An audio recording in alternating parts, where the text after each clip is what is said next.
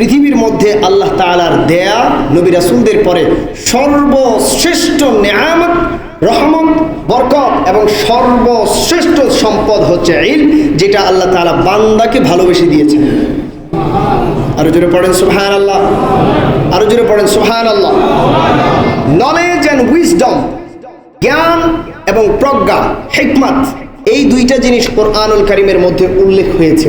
কেন এটা উল্লেখ হলো? কারণ গোটা পৃথিবীটা 100 বছর আগে আর 100 বছর পরে আপনি চেঞ্জ করে দেখেন, একটু পরিবর্তনটা লক্ষ্য করে দেখেন, শুধুমাত্র জ্ঞানের কারণে, হিকমতের কারণে পৃথিবীটাকে মানুষে পরিবর্তন করে দিয়েছে।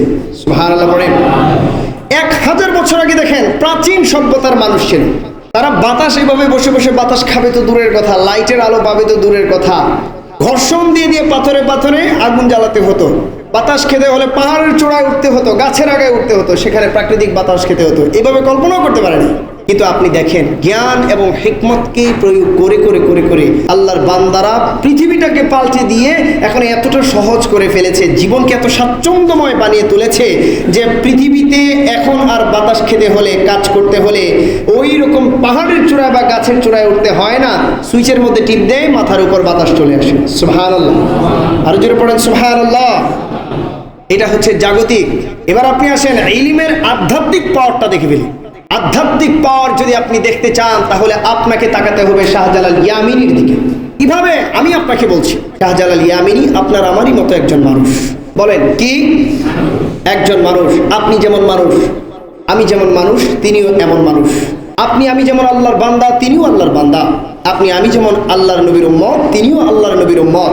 আপনি আমি যখন নামাজ পড়ি, সিজদা দেই, তিনিও সিজদাই দিতেন। আপনি এবং আমি যেইভাবে আল্লাহ তাআলার নামে তাসবিহ জিকির করি, তিনিও পড়তেন। কিন্তু তিনার সিনা সবসময় আল্লাহর সাথে জড়িত থাকতো। আপনার আমার সিনা অনেক সময় নাফরমানির সাথে জড়িত থাকে, অন্যান্য ব্যস্ততার মধ্যে ডুবে থাকে। তো এই ব্যবধানের কারণে ইলম যখন আপনার মধ্যেও আসে আর আমার মধ্যেও আসে, আপনি আমি ইলম নিয়ে যদিও ফিতনায় ডুবে যাই অথবা আমল করি, বাট শাহজালাল ইয়ামিনী রহমাতুল্লাহি আলাইহিগণ ওই ইলম নিয়ে আল্লাহ তাআলার সাথে সম্পর্ক উন্নয়ন করে। এই সম্পর্ক উন্নয়নের কারণে আধ্যাত্মিকভাবে তারা দেখা যায় মানুষ আপনার আমারই মতো, কিন্তু বাস্তবে ভেতরগতভাবে আল্লাহ তাআলার বড় বড় ওলিতে পরিণত হয়ে যায়। সুবহানাল্লাহ। আধ্যাত্মিকতার আরেকটা রূপ দেখাই ইলমের। শুধু ইলমটা ধরেন, যখন একজন বান্দার ভেতর জ্ঞান চলে আসে, সাধারণ একটা স্টুডেন্ট ভর্তি হলো মেডিকেলে, কিছু সময় পড়ার পর সে MBBS করে ফেললো, FCPS করে ফেললো, এখন এই ব্যক্তিটা একজন সার্জন হয়ে গেল, অনেক বড় মেডিকেল অফিসার হয়ে গেল, অনেক বড় একজন ডক্টর হয়ে গেল। এখন এই ব্যক্তিটার সামনে কয়েক বছর আগে যদি একটা মানুষের জ্বর হইতো, সে কিন্তু কিছু বলতে পারতো না, ট্রিটমেন্ট করার তার সেই জ্ঞানটা ছিল না। কিন্তু যখন সে কয়েক বছর পড়াশোনা করলো, ওই মেডিকেল চিকিৎসা বিদ্যাটা তার মাথায় নিল, এখন সে একজন সার্জন, সে একজন MBBS ডাক্তার। এই মুহূর্তে যদি তার সামনে কোনো ব্যক্তির পেটের মধ্যে অনেক বড় পাথর হয়ে কাতরাতে থাকে, এই ব্যক্তি ওই ব্যক্তিকে নিয়ে কাইটা চিরা পর্যন্ত সুস্থ করে ফেলতে পারবে। সুবহানাল্লাহ। পারে কি পারে না? পারে। কেন পারে? জ্ঞান, পাওয়ার অফ নলেজ, জ্ঞানের শক্তি। এবার আপনি দেখেন, যখন কোরআন এবং সুন্নাহর এই জ্ঞান কোন আল্লাহর বান্দার ভেতরে ঢুকে যায়, দেখেন এই মুহূর্তে আপনি একজন সাধারণ মানুষ, কয়েক বছর আপনি পড়াশোনা করেন, কোরআনের জ্ঞান আপনার মধ্যে নেন, এই মুহূর্তে আপনি সাধারণ মানুষ, আপনি হেঁটে চললে আল্লাহর ফেরেশতাগণ, আসমান জমিন সৃষ্টিকুল আপনার জন্য দোয়া করবে না? যখন আপনি এইভাবে জ্ঞান অর্জন করবেন করবেন করবেন, কোরআন হাদিসের জ্ঞানী হয়ে যাবেন, আলেম, তখন দেখা যাবে আপনার মতো এই সাধারণ মানুষটাই ওই সময় বের হলে সমস্ত সৃষ্টি আপনার জন্য মাগফিরাত কামনা করতে থাকবে। সুবহানাল্লাহ। প্রত্যেকটা বিভাগ থাকে, জ্ঞানের প্রত্যেকটা বিভাগ আছে। এই জ্ঞানের বিভাগের মধ্যে সর্বোচ্চ বিভাগ হচ্ছে আল্লাহর কোরআনের জ্ঞান, হাদিসের জ্ঞান। এই কোরআন এবং হাদিসের জ্ঞানের মধ্যে যেই ব্যক্তি যুক্ত হয়েছে, সেই ব্যক্তি আলেম হয়েছে, সেই ব্যক্তি সুফি হয়েছে, সেই ব্যক্তি প্রকৃতভাবে বলি হয়েছে, আবদাল হয়েছে, গাউস হয়েছে, কুতুব হয়েছে। যেই ব্যক্তি কোরআনের ইলমের সাথে যুক্ত হয়েছে, দুনিয়ার মধ্যেও সে আল্লাহ তাআলার সমর্থক, সাকসেস একজন বান্দা হয়েছে, আখিরাতে গিয়েও সেই বান্দাকে আল্লাহ তাআলা সফলকামী বানিয়ে দিয়েছে। সুবহানাল্লাহ। এখন আসলে একটু বাস্তব জীবনের মধ্যে একটা জিনিস নোট করি, আমরা আমাদের জীবনে প্রত্যেকদিন 24 ঘন্টা, এই 24 ঘন্টা নিয়ে সাংসারিক ব্যস্ততা, পারিবারিক ব্যস্ততা, সামাজিক ব্যস্ততা, ব্যবসা বাণিজ্য, চাকরি বাকরি, অনেক কিছু নিয়ে থাকি কি থাকি না? থাকি। কিন্তু একটাবারের জন্য ভাবেন তো, যেই ইলম অর্জন করলে, যেই জ্ঞান অর্জন করলে আল্লাহ তাআলার সমস্ত সৃষ্টি আমার জন্য দোয়া করবে, মাগফিরাত করবে, আল্লাহ তাআলা রহমত দান করবে, ওই জ্ঞানের জন্য কয়জন ব্যক্তি দৈনিক 2, 3, 4, 5 মিনিট 10 মিনিট দেয়? আছে? অধিকাংশই বেখবর। জানি না। কেন জানি না? কারণ আমরা মানি না। কেন মানি না? কারণ আমরা ব্যস্ততা বেশি। কেন ব্যস্ততা বেশি? এজন্যই আমরা সাধারণ জনতা। কিন্তু যদি আমরা জানতাম, মানতাম, এবং যদি আমরা এই ইলমের কদর করতাম, তাহলে হতো কি জানেন? তাহলে আপনি এবং আমিও সাধারণ আল্লাহর বান্দা থেকে আমার শাহ রহমাতুল্লাহি আলাইহির মতো একজন আল্লাহর প্রিয় বান্দায় পরিণত হতে পারতাম। সুবহানাল্লাহ। এইখানে আমাদেরকে কাজ করা প্রয়োজন। দিনের যে কোনো একটা অংশে, যে কোনো একটা সময় 2-4 মিনিট দেন না। ওয়াজ মাহফিল তো অধিকাংশ মানুষ, অনেকেই ওয়াজ মাহফিল শোনেন, যার যেই আলোচককে পছন্দ তার আলোচনা শোনেন। যাকে শুনে মনে হবে যে আমি হেদায়েত পাবো, বা এই ব্যক্তির কথাগুলো আমার সিনায় লাগে, আল্লাহ রাসূলের সাথে আমার সম্পর্ককে উন্নত করে দেয়, তার ওয়াজই শোনেন। বাট শেখার উদ্দেশ্যে শোনেন। শুধুমাত্র শুনলাম, চলে গেলাম, ভুলে গেলাম না, এমনটা করিয়েন না। কিছুটা শেখেন, কোরআন শিখেন, কিছু কিতাব কিনেন, বই পড়েন, পড়ে পড়ে ইলমের স্তর তৈরি করেন। আপনি যখন ইলমের স্তর তৈরি করবেন, হাদিস শরীফের মধ্যে এসেছে, যেই ব্যক্তি কোরআন শরীফের যতটা আয়াত পারবে, কিয়ামতের দিন আল্লাহ তাআলা বলবে আয়াতগুলো পড়ো আর সিঁড়ি দিয়ে উঠে উঠে তুমি তোমার প্রাসাদে উঠে যাও। জোরে পড়েন সুবহানাল্লাহ। আপনি 5টা আয়াত পারেন, মনে রাখেন আপনি 5 তলা একটা প্রাসাদ আল্লাহর কাছ থেকে পেয়ে যাবেন। সুবহানাল্লাহ। কোন একজন ব্যক্তি পুরোটা কোরআন শরীফ পারে, আল্লাহ তাআলার নবী বলছেন হাফেজদেরকে দাঁড় করিয়ে বলবে পড়ো, তারা পড়তে থাকবে, বলবে উঠো, পড়বে আর উঠবে, এক আয়াত পড়বে এক সিঁড়ি উঠবে, এক আয়াত পড়বে এক সিঁড়ি উঠবে। কোরআনুল কারীমের মধ্যে যতটা আয়াত আছে তারা প্রত্যেকটা আয়াত পড়বে, প্রত্যেকটা সিঁড়ি উঠে যাবে। দেখা যাবে কোরআনে হাফেজগণ পৃথিবী নয়, গোটা হাসরের মাঠ থেকে সর্বোচ্চ মহলের যে প্রাসাদগুলা, সেইগুলা কোরআনের আয়াত পড়ে পড়ে পড়ে পড়ে অর্জন করে ফেলছে। বলেন আমরা চাই কি চাই না? চাইলে কোরআনের আয়াত বা এই জ্ঞান আমাদের শেখার দরকার আছে না নাই? যদি থাকে তাহলে আজকে থেকে পালন করবেন, শিখবেন। মনে রাখিয়েন, জুমার আলোচনা এইখানে একজন খতিব সাহেবের দায়িত্ব হলো কোরআন সুন্নাহ থেকে এমন তথ্য, জ্ঞান এবং বিষয়ভিত্তিক আলোচনা তুলে ধরা, যেই আলোচনার মাধ্যমে তার মুসল্লিয়ানে কেরামদের জীবনের মধ্যে প্রভাব ফেলে হেদায়াতের, এবং মুসল্লিয়ানে কেরাম শিখে যেতে পারে, তারা নিজেরাও হেদায়েত পায়। ফ্যামিলি থেকে মা বোন, স্ত্রী, সন্তান, মেয়ে যারা আছে তাদেরকে শেখায়, তারাও হেদায়েত পায়।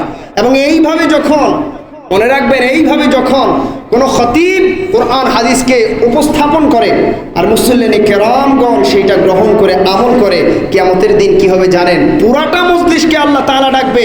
যখন সবাই দাঁড়াবে, আল্লাহ তাআলা বলবে তোমাদের আমল কি? ফেরেশতারা বলবে তারা এইভাবে চর্চা করত। খতিব সাহেব কোরআন থেকে জানাতো, মুসল্লিরা শিখে যেত, তারা যখন আমল করত আপনি আল্লাহর সন্তুষ্টি অর্জন হতো। আল্লাহ বলবে কোনো কথা নয়, এগুলো তো সব জান্নাতি, দুনিয়ায় থাকতে এরা জান্নাতের বাগিচায় বসে বসে ইলম অর্জন করেছিল, যাও সবগুলা জান্নাতের দিকে প্রবেশ করে দাও। চান কি চান না? বলেন চান কি চান না? চাইলে মানতে হবে, মানুন, শিখুন। ইলম নিয়ে বাড়াবাড়ি করা যাবে না, ইলম নিয়ে বিদ্বেষ করা যাবে না। যদি আপনাকে আল্লাহ তাআলা অনেক বড় ইলম দেয়, আপনি শুকরিয়া আদায় করবেন, শুকরিয়া আপনার ইলমকে আরো বাড়িয়ে দেবে। সুবহানাল্লাহ। আর যখন বিদ্বেষ করা হয়, হিংসা করা হয়, তর্ক করা হয়, সমালোচনায় যুক্ত হয়, ইলম নিয়ে যখন যুক্তি খণ্ডন ইত্যাদি এগুলো করা হয়, অথবা ইলম নিয়ে যখন শব্দের রাজনীতি মারপ্যাচ করা হয়, তখন ওইটা আর ইলম থাকে না, ওইটা ফিতনার কারণ হয়ে যায়। আর প্রত্যেকটা ফিতনাবাজকে আল্লাহ তাআলা ওয়ার্নিং দিয়ে বলছেন, ফিতনাবাজি করবা না, করবা তো দুনিয়ায় থাকতে তুমি যাই না যাও, তুমি আখিরাতে যাওয়ার সাথে সাথে তোমার জায়গা হয়ে যাবে জাহান্নামে। জোরে পড়েন নাউজুবিল্লাহ। বিনয়ী হওয়ার চেষ্টা করবেন, ইলমকে সঠিক পথে কাজে লাগানোর চেষ্টা করবেন, কোরআন হাদিস থেকে ইলম অর্জন করবেন এবং পালন করবেন, আমল করবেন। মনে রাখবেন এগুলো আল্লাহ তাআলা এমনিতে আমাদেরকে দেয় নাই। হিদায়াতুল ইনসান, মানুষের হিদায়াতের জন্য আল্লাহ তাআলা কোরআন দিয়েছেন, হাদিস দিয়েছেন গাইড করার জন্য, নির্দেশনার জন্য। আপনি যদি সেগুলোই বাদ দিয়ে দেন কোন হেদায়েত পাবেন, কোন নির্দেশনা পাবেন? বাট সেগুলোকে যদি আঁকড়ে ধরতে পারেন তাহলে আওয়াজ তুলে বলেন আপনার এবং আমার জীবনকে হেদায়েত দিতে পারেন কে? আল্লাহ তাআলা সেই হেদায়েত দান করুক, পড়েন আমিন। প্যারে হাজিরিন, বেশি কথা বলার আর সুযোগ নেই, শুধুমাত্র লাস্ট কুরআনুল কারীম থেকে একটি আয়াত বলি। আল্লাহ তাআলা বলছেন কুল বিফাদলিল্লাহি ওয়া বিরহমাতিহি ফাবিযালিকা ফালইফরাহু, অর্থাৎ তোমরা অবশ্যই অবশ্যই শুকরিয়া আদায় করো, আনন্দ উদযাপন করো। কেন? আল্লাহ তাআলার পক্ষ থেকে ফজল এবং রহমত পাওয়ার জন্য। পড়েন সুবহানাল্লাহ। এখানে রহমত দ্বারা কিতাবের মধ্যে এসছে, এটা হচ্ছে এই রহমত যেই রহমত রাহমাতুল লিল আলামিন, সুবহানাল্লাহ পড়েন। আর ফজল দ্বারা আল্লাহ তাআলা বুঝিয়েছেন জ্ঞান, এই জ্ঞান পেয়ে তোমরা শুকরিয়া আদায় করো এবং আনন্দ উদযাপন করো, সুবহানাল্লাহ। যখন ফজল এবং রহমত আমাদের মাঝে আছে, আনন্দ উদযাপন করা বা শুকরিয়া আদায় করা বা অর্জন করা বা চর্চা করার আর কোনো সমস্যা থাকতে পারে? নবীজি সাল্লাল্লাহু আলাইহি ওয়াসাল্লামের একটি হাদিস বলছি, আলী রাদিয়াল্লাহু তাআলা আনহু বলছেন মাজালিসুল ইলমি হিয়া রাউদাতুম মিন রিয়াদিল জান্নাহ, সুবহানাল্লাহ পড়েন।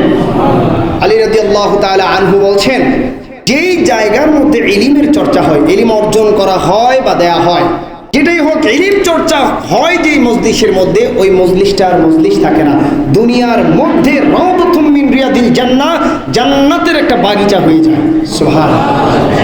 যখন আপনি ইলম অর্জন করবেন এই বাগিচাটার মধ্যেই যুক্ত হয়ে যাবেন, তখন আপনাকে আমাকে বা সবাইকে বা যারাই ইলম অর্জন করতে যাবে ওই সবাইকে কবুল করে নেবেন কে? আল্লাহ তাআলা কবুল করে, পড়েন আমিন। প্যারে হাজরিন, সর্বশেষ একটা আয়াত বলি, কুরআনুল কারীমে সূরা কাহাফে আজকেও আমি তিলাওয়াতটা শুনে শুনে আসছি। আল্লাহ তাআলা বলছেন ওয়ামান ইউদ্লিল ফালান তাজিদ লাহু ওয়ালিয়্যাম মুরশিদা, যদি কোনো ব্যক্তিকে আল্লাহ তাআলা মিসগাইড করে দেয়, হেদায়েত থেকে বঞ্চিত করে দেয়, তাহলে ওই ব্যক্তির জন্য পৃথিবীতে আর কোনো মুর্শিদ রাহাবার পথ প্রদর্শক খুঁজে পাওয়া যাবে? ইলম নিয়ে যখন কোনো ব্যক্তি ফিতনায় যুক্ত হয় তখন আল্লাহ তাআলা ওই ব্যক্তিকে নাফরমানের কাতারে লিখে দেয় আর ওই ব্যক্তির জন্য এই আয়াত প্রয়োগ করে দেয়। নাউজুবিল্লাহ বলেন, আরো জোরে পড়েন নাউজুবিল্লাহ। সুতরাং বিশেষ করে ইলমের ক্ষেত্রে কোনো ধরনের ফিতনায় যুক্ত হওয়া যাবে না। আল্লাহ তাআলা কবুল করুক, পড়েন আমিন। ভুল ভ্রান্তি ক্ষমা করে আমাদেরকে যেন ইলম এবং আলেম উভয় দিক থেকে বরকত নসিব করেন, রহমত পাইয়ে দেন এবং তাদের দ্বারা যেন আমরা হেদায়েত পেতে পারি, আল্লাহ তাআলা সেইভাবে আমাদের নসিব দান করুক, পড়েন আমিন। ওয়াখির দাওয়ানা আলহামদুলিল্লাহ। আসসালামু আলাইকুম ওয়া রাহমাতুল্লাহি ওয়া বারাকাতুহু।